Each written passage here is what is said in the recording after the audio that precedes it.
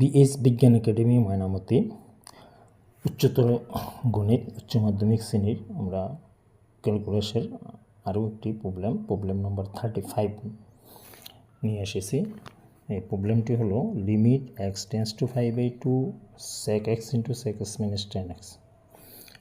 এই প্রবলেমটি সলিউশন করার সময় আমরা সেকেন্ড লাইনে x টেন্স টু 5/2 প্রত্যেকটাকে sec x equal to 1/cos x 1/cos x 10x equal to sin x by cos x করে নিলাম। নিয়ে লিমিট x টেন্স টু 5/2 এর মধ্যে 1/cos x থাকবে, আর এখানে লসাগুর জন্য আমরা cos x নিব, আর যেহেতু cos x হর দুটোটা এক, তাহলে 1 মাইনাস sin x হবে।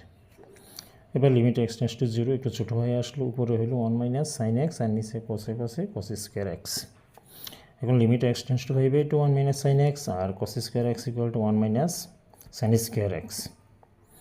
লিমিট x টেন্স টু 5/2 আর 1 minus sin x 1 minus sin স্কোয়ারকে আমরা a স্কোয়ার মাইনাস b স্কোয়ারের সূত্রে রূপান্তর করব 1 plus sin x 1 minus sin x। এখন লব হর থেকে 1 মাইনাস sin x ক্যান্সেল করে দিব, আর x টেন্স টু 5/2 আর বাকি থাকবে আমাদের 1/1 প্লাস sin x।